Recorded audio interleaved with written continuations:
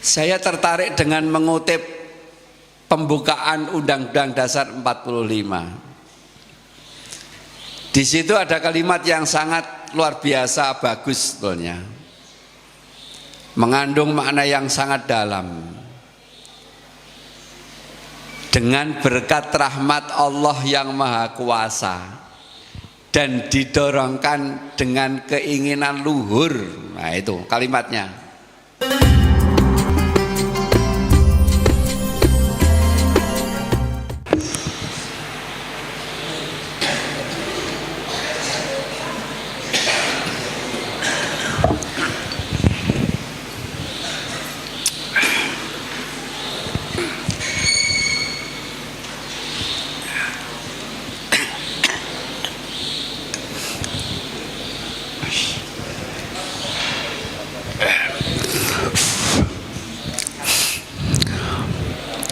Assalamualaikum warahmatullahi wabarakatuh. Bismillahirrahmanirrahim. Alhamdulillahilladzi hadana li hadza wa ma kunna linahtadiya laula an hadanallah. Asyhadu an la ilaha illallah wahdahu la syarikalah. Wa asyhadu anna Muhammadan abduhu wa rasuluhu la nabiyya wa la rasula ba'dah. Allahumma salli ala Muhammad wa ala alihi wa sahbihi ajma'in. Qala Allah ta'ala fi kitabihil karim ba'da a'udzu billahi minasy syaithanir rajim. Bismillahirrahmanirrahim. Qul in kuntum tuhibbunallaha fattabi'uni yuhibbukumullah wa yaghfir lakum dzunubakum wallahu ghafurur rahim. Al-ayah sadaqallahul adzim. Amma ba'd. Ashabal fadail, para alim, sesepuh bin sepuh, para bapak kiai ingkang tansah kinurmatan, Bapak Kepala Desa, Bapak Ketua Takmir Masjid Al-Manar, sedaya kaum muslimin muslimat, hadirin hadirat rahimakumullah. Sepindah monggo kita tansah muji syukur wonten ngarsa dalem Allah Subhanahu wa taala. Jalaran kanthi sedaya nikmatipun, alhamdulillah kula secara pribadi saged silaturahmi wonten ing Kenduren. Ini kedatangan yang pertama, tapi kedatangan ke Desa Kenduren yang kedua, walaupun hanya sebentar. Yang pertama itu kalau tidak salah tahun lalu, ketika ada salah satu warga Kenduren terpaksa harus dioperasi, ikut operasi bibir sumbing, tetapi kapundhut, mboten selamat. Dan kami sebagai tim dari rumah sakit dan tim operasi dari Semarang harus silaturahmi kepada keluarga musibah. Karena saya pertama kali waktu itu saya kontak kepada sahabat saya Pak Haji Farodi yang anggota DPR. Ji, aku apa yang Kenduren, aku metu ngendi? Karena ndak tahu. Kalau mboten ngertos, nama Kenduren itu sudah akrab di telinga saya, tapi mboten nate mriki. Nah, dituduhake ndung waru terus lurus pasir, kono wis pasir kono jembatan biru. Oh, ngoten, ancer-ancer niku. Engko belok kiri iku wis masuk Kenduren. Nah, sampai pojok itu ada warung, saya tanya di situ, Pak, warga si A niku engkang kapundhut niku daleme pundi? Oh niku lho Pak, sebelah masjid. Nah setelah itu juga pulang.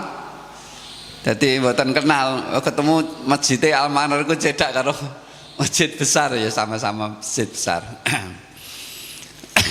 Itu perjalanan saya. Mohon maaf Bapak Ibu, karena saya itu sudah batuk itu sudah hampir setengah bulan.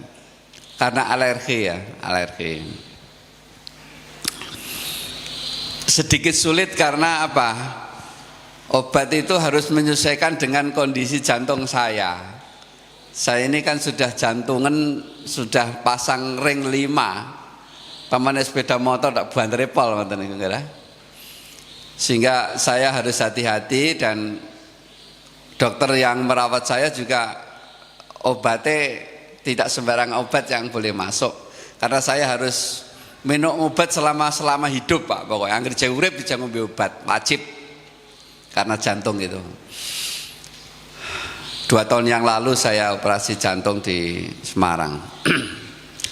Bapak Ibu rahimakumullah, sebagai perkenalan tambahan. Jadi saya itu kelahiran Demak, tapi tidak punya sedikit pun dokumen Demak. Termasuk KTP saya masih di Kudus Pak. Maaf.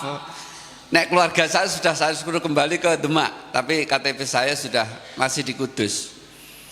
Ceritanya begini, ketika saya harus haji tahun 2003, saya pindah alamat karena saya mendaftarnya di Demak, di Kudus.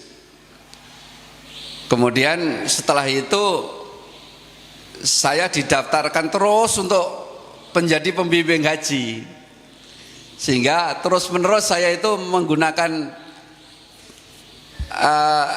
porsi haji saya itu di Kudus terus. Dan saya masih punya 1 porsi yang belum saya angkati, urung tak tindai. Nah ujung-ujung dikon mangkat saya merubah KTP ya repot nanti. Sehingga KTP saya masih di Kudus. Bukan berarti tidak loyal dengan Demak, tapi saya sebetulnya di Demak ada jabatan di Muhammadiyah, tapi anggota Majelis Dikdasmen Pimpinan Daerah Muhammadiyah Demak. Tapi aktivitasnya sering di Kudus sehingga tidak begitu banyak untuk di Demaknya. Bapak Ibu, saya sekolah ma'ahid itu 5 tahun. 5 tahun. Itu saja nek dirampungno iku zaman semono kudune 9 tahun kalau tidak salah. Ketika ada kelas 4, kelas 5, kelas 6, kemudian 1 2 3, 1 2 3 aliyah. Nek dirampungno iku zaman semono iku 9 tahun. Saya sampai selesai, tidak selesai tapi sudah 5 tahun sendiri. Bapak Ibu yang kami hormati, kami juga mempunyai jamaah di lingkungan kami, sama punya masjid tapi tidak sebesar ini, tapi ya cukuplah untuk menampung jamaah. Kami bisa menguasai dalam tanda kutip itu sekitar 1 RW itu ada 4 RT, tapi yang 3 RT itu mutlak di jamaah dengan saya Pak. Jadi kaifiyah sholatnya, jumatannya, tarawehnya dan lain-lain sama dengan yang kita laksanakan di Masjid Al-Manar ini. Sehingga yang memang kita tekankan untuk menjadi kita tekankan kepada jamaah saya itu untuk meningkatkan amal. Sehingga hampir setiap tahun korban di tempat kami walaupun 1 RW itu dapat 11 ekor sapi Pak. 11. Kalau Muhammadiyah dihitung semua ya sekitar 2, 3, sekitar 14 lah di desa Ketanjung itu. Ya mungkin kalau ukuran Karanganyar ya mungkin terbesar, tapi ojo bandingno karo Kenduren karena jamaahnya banyak. Bapak Ibu yang kami hormati, itu kegiatan saya. Kalau aktivitas pekerjaan saya tadi sudah saya dijelaskan oleh protokol. Jadi saya itu lama di SMA Muhammadiyah menjadi staf tata usaha. Kemudian saya mendirikan SMK Muhammadiyah tahun 93 dengan teman-teman panitia. Sampai berdiri megah standar ISO itu saya tinggalkan tahun 2011. Nah setelah 2011 saya meninggalkan SMK, tapi belum masa pensiun waktu itu. bukan pegawai negeri Pak, pegawai swasta di Muhammadiyah itu tetap berlaku pensiun. Kemudian saya pindah ke rumah sakit Aisyah, bukan pindah ya, saya diminta bergabung dengan rumah sakit Aisyah. Kemudian saya membangun rumah sakit Aisyah itu tahun saya dipensiun usia 58, kira-kira 3 tahun yang lalu saya sudah pensiun. Tetapi karena masih dibutuhkan sehingga sampai saat ini saya masih bekerja di rumah sakit dan saya diamanai untuk membangun rumah sakit Aisyah yang baru. Kalau Bapak ke Kudus itu di Jember itu sebelah pasar Jember, Kulon Jember itu dengan dana anggaran sekitar 112 miliar rupiah. Hitungannya paham Pak, tapi nek duitnya ora tau roh aku. Hitungannya ngerti aku, tapi nek duitnya gambarannya duitnya tidak pernah tahu saya. 112 miliar rupiah. Ini alhamdulillah sudah sekitar 80% dari fisiknya, dan tanggal 11 besok September itu akan ditinjau oleh Ketua PP Muhammadiyah dan Ketua PP Aisyah dan Sekretaris Umum PP Muhammadiyah dalam rangka gebiar muktamar, dan insya Allah termasuk meninjau ke lokasi proyek rumah sakit, dan ketua pembangunannya saya. Ya mudah-mudahan kemarin bisik-bisiknya direktur itu, Pak Sub jangan berhenti dulu, maksudnya wis anggere iso mbok gawe tetap mbok gawe, maunya begitu. Tapi ya sunatullah sajalah. Nek ijazah itu minta ya bekerja, nek ora ya leren. Ndak perlu beban mental. Dan yang namanya bekerja atau tidak bekerja itu biasa. Pamane kok ijazah kerja li ora tekanggo ya balik macul ya ora apa-apa kan, jenenge awit cilik mula kok liro macul. Itu Bapak Ibu pengantar dari saya. Bapak Ibu rahimakumullah, kemarin saya diberi tema tentang makna kemerdekaan bagi umat Islam. Ingatan saya tertuju pada sejarah Nabi Musa ketika menerima penindasan oleh Fir'aun. Bapak Ibu,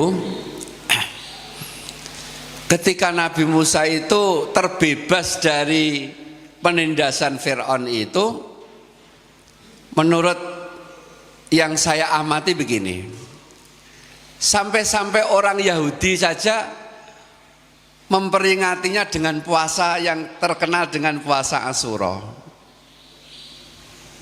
Ketika Nabi hijrah ke Madinah, itu kan Nabi kaget, mengapa kamu puasa Asyura wahai Yahudi? Karena saya menghormati terbebasnya Musa dari Fir'aun.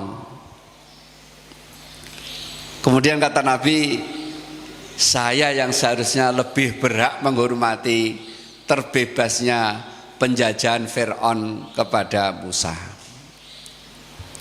Kemudian ada hadis Nabi yang sangat terkenal, besok kalau saya ketemu lagi dengan bulan Muharram, saya akan puasa 1 hari sebelumnya yang terkenal dengan puasa Tasu'a.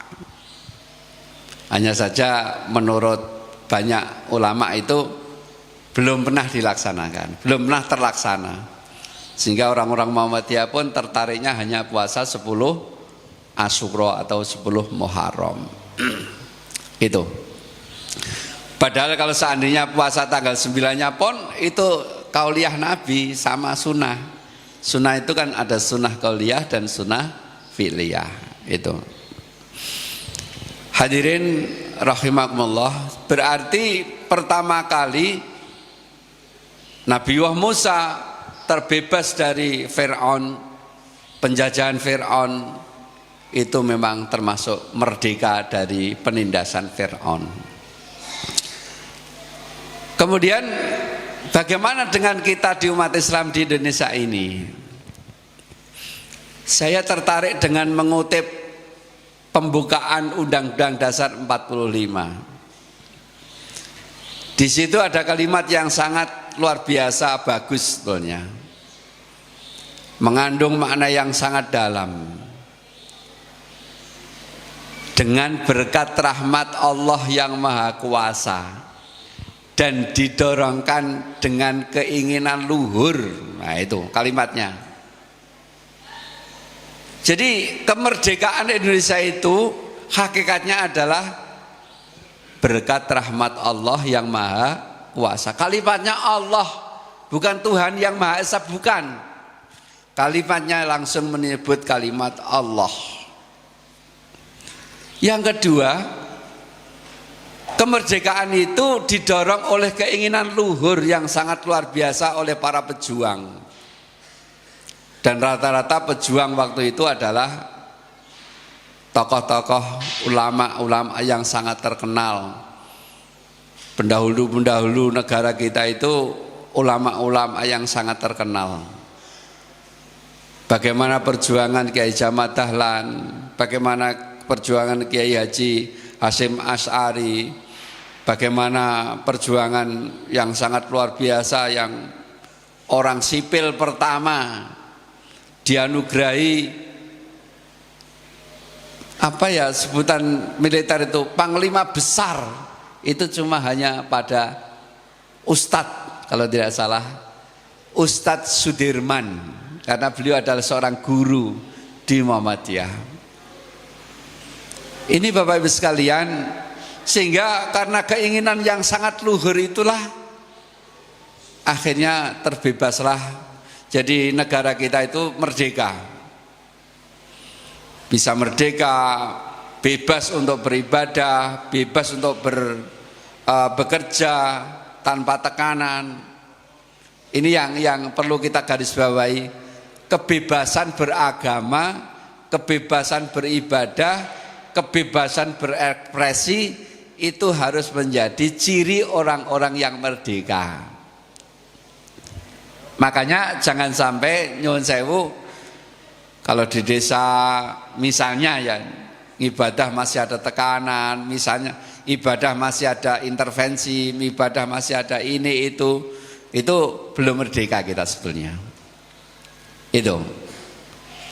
Maka dari itu Bapak Ibu sekalian, mari kita perhatikan betul bahwa kemerdekaan itu hakikatnya adalah hak segala bangsa termasuk kita semuanya. Dan alhamdulillah bukan hadiah dari siapa-siapa, tapi karena berkat rahmat Allah yang Maha Kuasa dan didorongkan dengan keinginan luhur.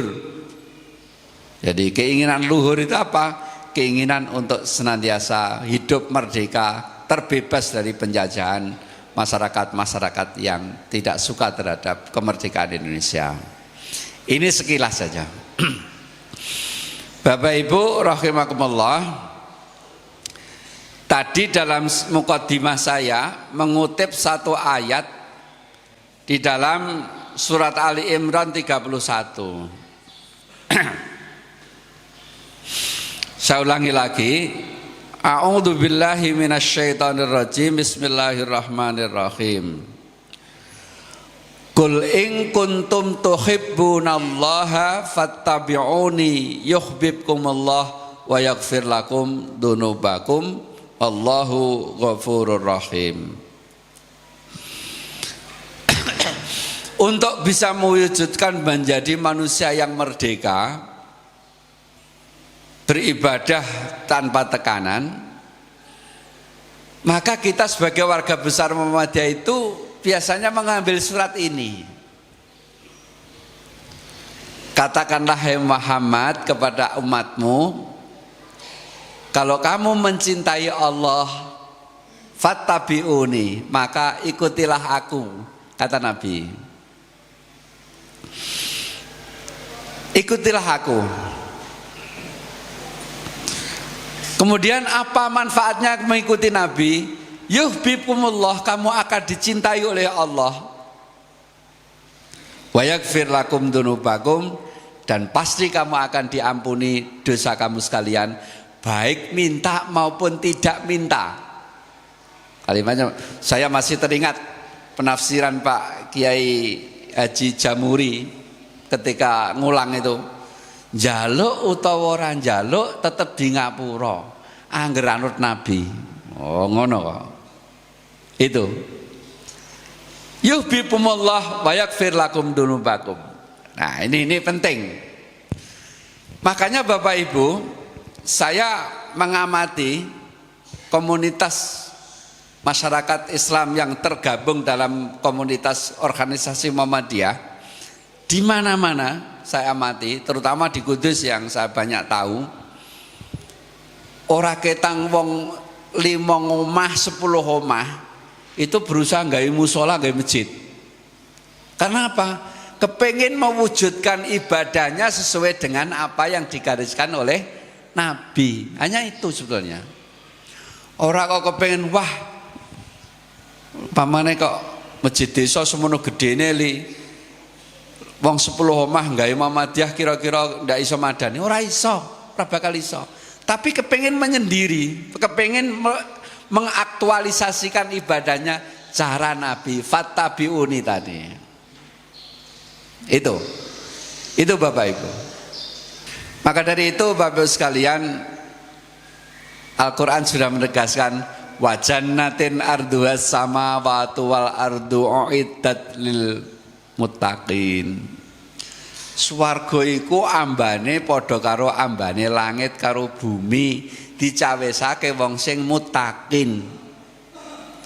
Kula maca tafsire Al-Misbah produke Kiai Quraisy Shihab itu, maka jangan sampai ada orang yang menganggap surga itu sempit dan nggonmu kowe tok, kowe sing paling swarga liyane neraka kabeh. Jangan, kita tidak perlu seperti itu. Surga itu arduhas samawati wal ardu uiddat lil muttaqin. Ini Bapak Ibu sekalian.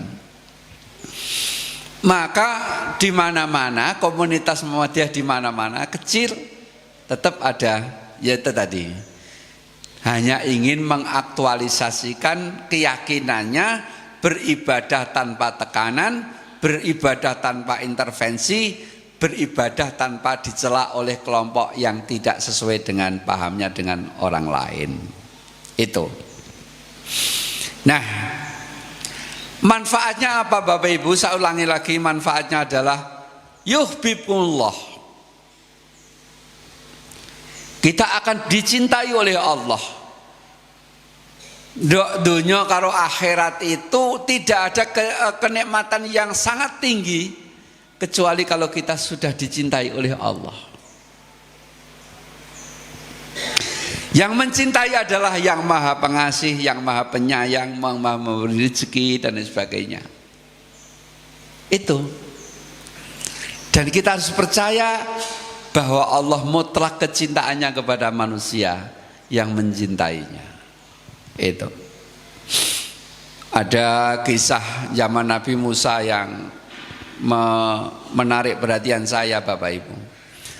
Zaman semono iku umat Nabi Musa ku ana sing fakir. Pokoknya miskin tapi rekoso banget. Tapi taatnya luar biasa. Taatnya luar biasa dua orang ini, suami istri. Kemudian istrinya kan suka merajuk dengan suaminya, "Pak, mbok ngene iki lapor karo Nabi Musa, benti komunikasikan dengan Allah. Masa awake kok urip kok rekoso ngene iki terus, wong lain yang lain bisa sedekah, bisa infak, bisa zakat, sementara kita tidak pernah bisa begitu karena kefakiran kita." Gitu. Nah, karena dilapuri sing wedok terus matur karo Kanjeng Nabi Musa, "Wahai Nabi Musa, Mbok ya saya didoakan kepada Allah supaya saya diberi rezeki yang cukup." Nah, betul. Nabi Musa berkomunikasi dengan Allah dengan berdoa, "Ya Allah, saya ini mohon diberi kecukupan." Kata Allah bilang begini, akan saya kabulkan permintaannya untuk cukup rezekinya, tapi 1 tahun. Nek bariku wis balik neh. Nah, itu permintaan umat Nabi Musa dikabulkan, tapi hanya setahun. Sugih neng setahun tok. Ngono. Mungkin Bapak Ibu Pak Yai sudah sering pernah dengar cerita ini. Kemudian ketika diberi rezeki yang banyak, sampai-sampai wayarjukhu min haitsu la yahtasib dalam bahasa Al-Qur'an. Jadi tekani rezeki iki ora kinaya apa.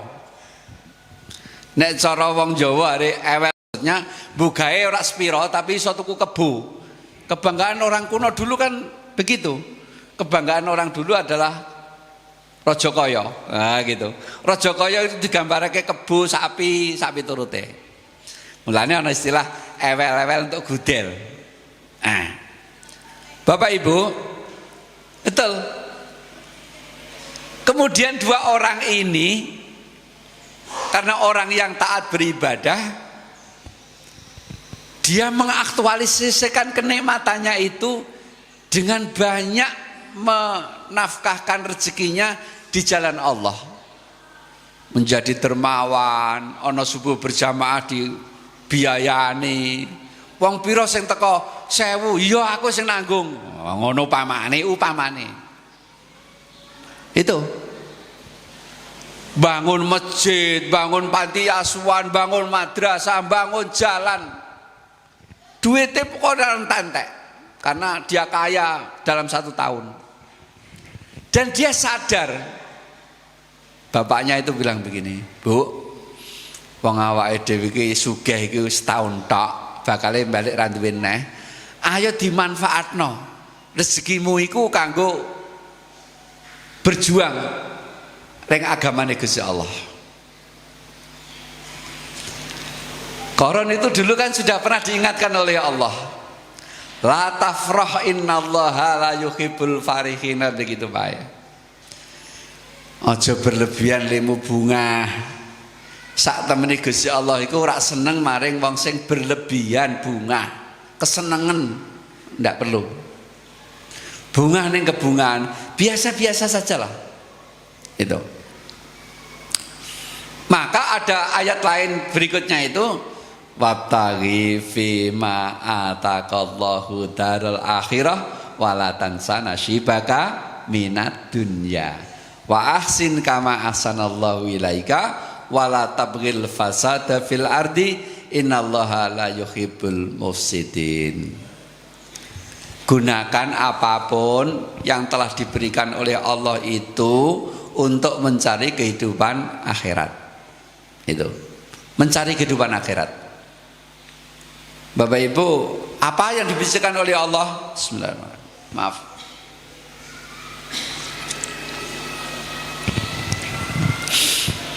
Sehat, rezeki dari Allah.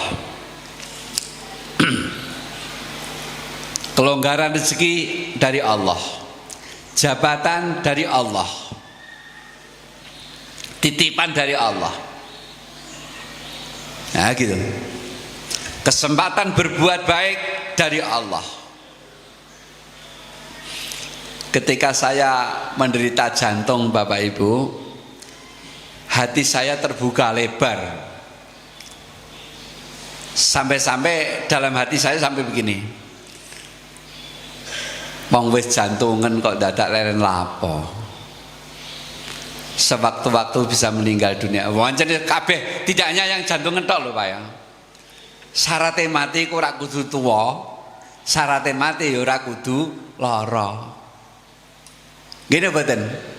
Syarat mati niku mboten kedah tuwa, syarat mati mboten kudu lara. Maksudnya apa? Penjenengan itu jangan sampai merasa masih muda dong terus alah ring masjid engko nek wis tuwa. Jangan. Itu orang-orang kuno dulu seperti itu.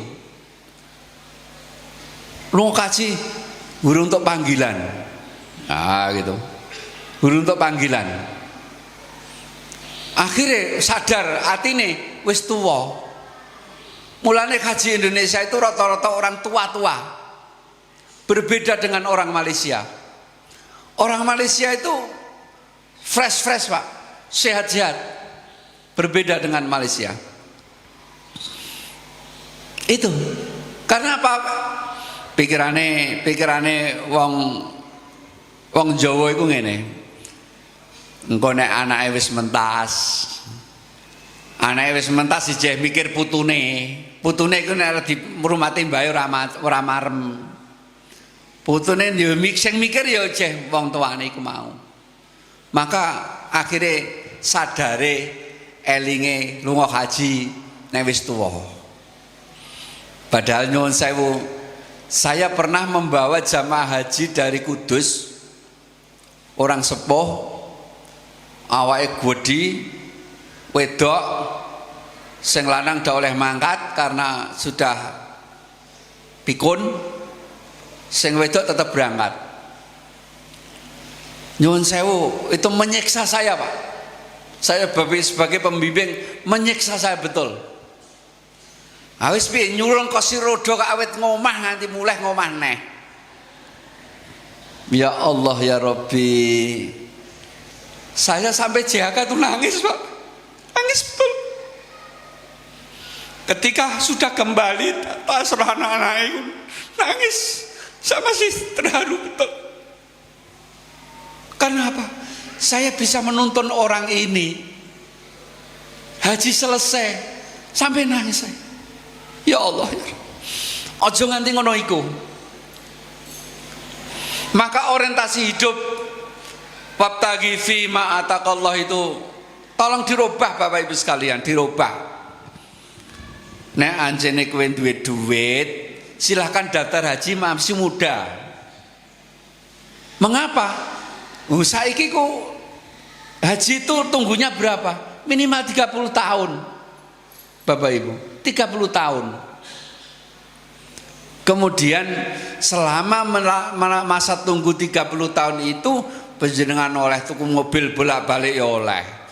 Bongkar rumah bolak-balik ya oleh angger di duit. Kan begitu. Tapi kan terdaftar sudah hajinya. Saya khawatir kalau jenengan tidak daftar haji, kemudian Anda dianggap istitoah oleh Allah, sementara panjenengan tidak melaksanakan haji, kira-kira utang tak orang ngono iku? Utang Pak. Sudah dianggap istitoah tapi tidak dilaksanakan hajinya. Oh gitu. Maka dari itu orientasinya dirubah sekarang. Pasangan muda ora gawe omah sakadare lah, sing penting ora udanan ora kepanasan. Lah itu daftar haji. Nah, wong tuane cukup, anaknya udah daftar, silahkan tidak apa-apa. Daripada di Jeno Bondo nggak terus rebutan habis mati, justru didaftarkan saja. Nah, ini Bapak Ibu orientasinya harus dirubah dengan kalimat wabtaghi fima ataqallahu daral akhirah tadi. Ya ada yang tidak setuju dengan pendapat ini pasti tidak apa-apa. Karena mesti pendengar kan mesti ngene. Yang sekaji istitoah kok. Ya itulah yang saya khawatirkan. Kalau sudah dianggap istitoah oleh Allah, karena istitoah kita itu di hadapan Allah berbeda mungkin. Istitoah jenengan kan mungkin ngene. Nek wis omahe wapi, anake mentas kabeh, mobile kabeh, ngono ta kira-kira. Ada repot. Nah itu Bapak Ibu sekalian, saya khawatir kalau sudah dianggap istitoah tapi tidak terunaikan ibadah hajinya, maka panjenengan termasuk orang yang tidak melaksanakan kewajiban haji, karena itu rukun, hajinya itu rukun, wajib. Nah itu. Hanya saja saya juga tidak tertarik ketika orang punya duit banyak sering pergi haji, nah, sering pergi umroh. Sementara masyarakat lingkungannya terbelakang, orang dibantu kemiskinannya dan sebagainya. Oh, itu ya aja ngono. Saya sering pergi haji tapi karena tugas, maaf tugas, bukan karena kepengen kojak haji, nyuwun sewu. Kepengen kojak haji mboten, karena tugas. Itu. Bapak Ibu rahimakumullah, kembali tadi. Mari kita gunakan apa yang telah diberikan oleh fasilitas oleh Allah itu untuk mencari kehidupan akhirat. Ada rambu-rambunya, wala tansa nasibaka minad dunya. Kamu jangan sekali-kali melupakan nasibmu di dunia. Dunia aku butuh jajan, butuh nyumbang, anaknya butuh tuku es, tapi turute itu. Jadi ini penting.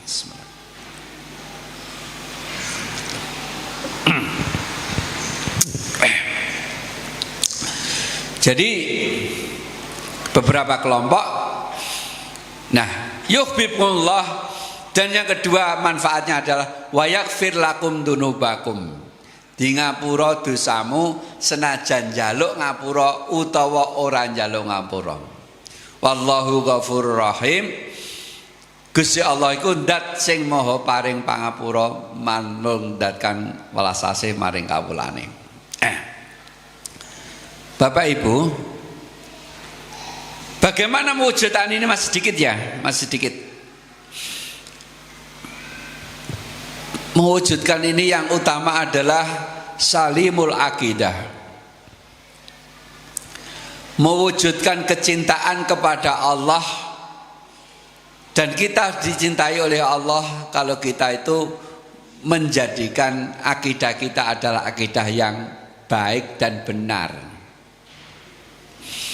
Bapak Ibu, Rasulullah Shallallahu Alaihi Wasallam memperjuangkan akidah periode Makkah itu hampir 30 tahun, dan pengikutnya juga tidak banyak. Ini akidah. Maka dari itu Bapak Ibu, mari kita jaga akidah. Penyakit akidah adalah syirik, penyakit ibadah bid'ah, kan begitu. Penyakit muamalah dua, yaitu ujub dan riya. Penyakit itu. Hati-hati dengan penyakit-penyakit ini. Bapak Ibu, akidah.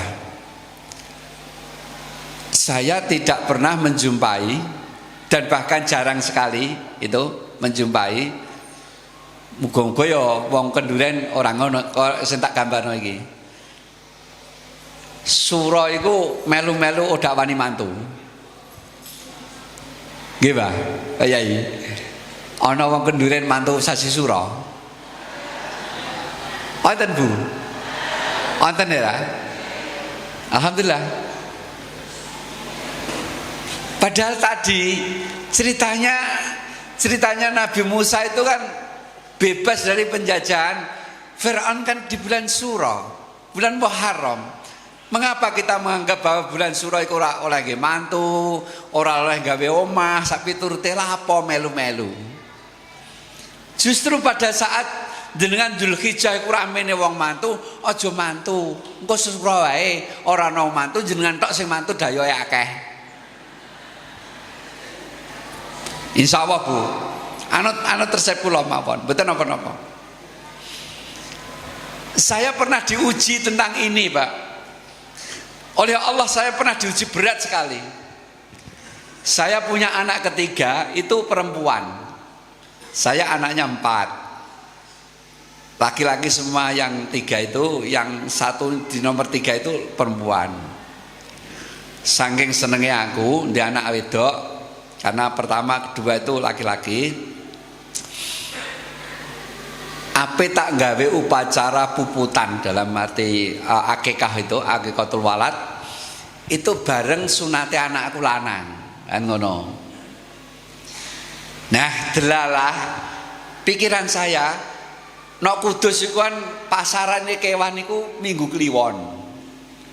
Wis ngene wae, esuk Minggu Kliwon ae tuku wedhus esuk-esuk langsung go muleh disembelih. Engko ben ora usah ngingoni suwe-suwe. Kan ngoten, ora repot wong kula niku mbugae sibuk, ngoten lho. Istri saya memberitahu kakak-kakaknya.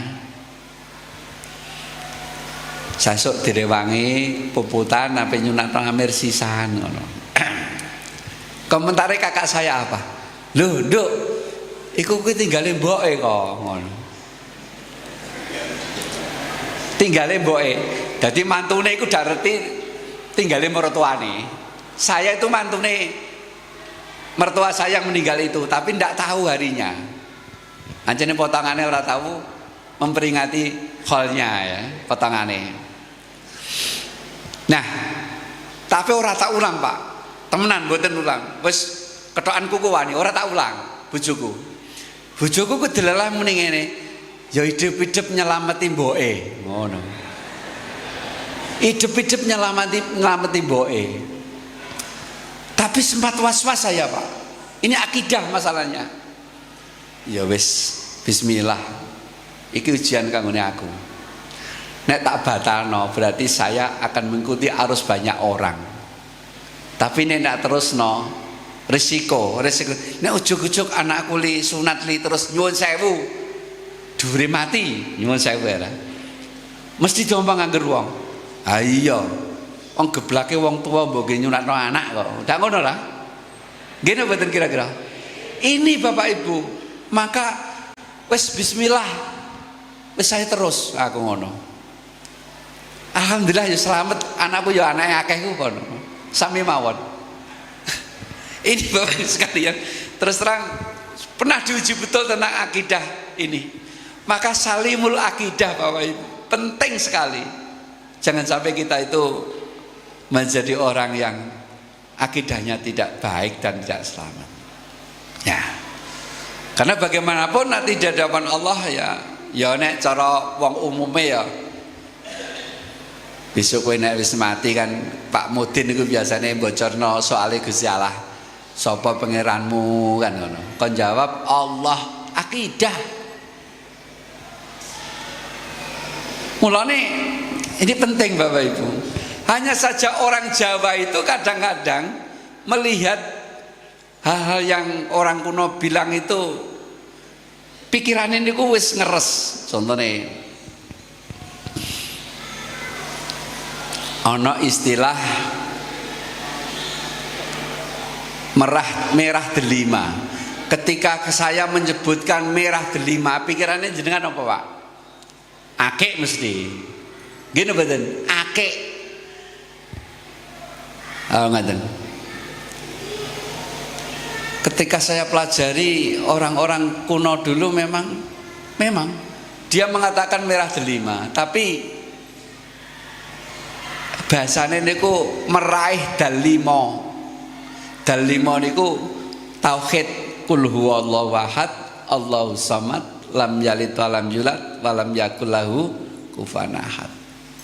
Ini perlambang tauhid. Tapi wong iku kadang-kadang angger maca kali merah delima, pikirane iku mesti akeh tembus ta ora. Oh ngono. Regane larang. Iso nggih jimat tapi turute. Ini persoalan akidah. Maka dari itu Bapak Ibu sekalian, salimul akidah. Allah berfirman di dalam surat Al-An'am ayat 162, la syarika lahu wa bidzalika umirtu wa ana awwalul muslimin. Jadi sampai-sampai Luqman di dalam pesannya kepada anak-anaknya, ya bunayya la tusyrik billah innasyirka ladulmun adim. Saya kira itu Bapak Ibu sekalian akidah. Mari kita jaga betul, jangan sampai tercemar dengan praktek syirik yang sampai-sampai Allah memberi peringatan. Innallaha la yaghfiru ayyushraka bihi wa yaghfiru ma duna dzalika liman yasha. Gusti Allah iku ora bakal ngapura dosa musyrik, dosa syirik. Tapi Gusti Allah bakal ngapura dosa liyane iku terhadap tiyang ingkang dipun kersakake di ngapura dening Allah Subhanahu wa taala. Bapak Ibu, demikian apa yang bisa kami sampaikan, lebih 10 menit hampir.